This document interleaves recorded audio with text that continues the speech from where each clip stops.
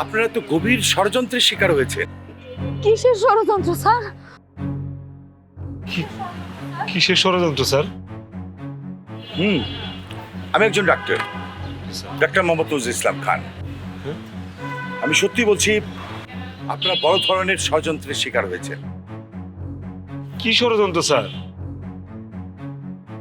আপনার বেবিটা তো নর্মালি ছিল, রিপোর্টে দেখা যাচ্ছে যে সবকিছু ঠিক আছে, বাট এইটা নর্মাল ডেলিভারি করলেই কিন্তু সে সুন্দরভাবে এই পৃথিবীতে আসতে পারত।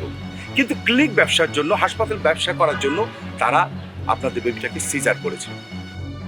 স্যার এটা কোনো কথা স্যার? দেখছেন আমগোর মতো গরিব রে কেমনে হয় স্যার? এত বড় সাহস! এটা কত খারাপ একটা কাম করলো স্যার।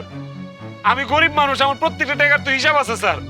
আমার বাচ্চাটারে নিয়ে এমনি আটকে রাখছে স্যার, সিজার করেছে স্যার, আমার বউটারে কষ্ট দিছে স্যার। স্যার স্যার আপনি এটা ব্যবস্থা করে দেন স্যার। আপনি যেহেতু ডাক্তার স্যার, আপনি একটু লন স্যার ভিতরে স্যার। স্যার আচ্ছা, চলুন আমার সাথে, আমি দেখি আপনাদের জন্য কি করতে পারি।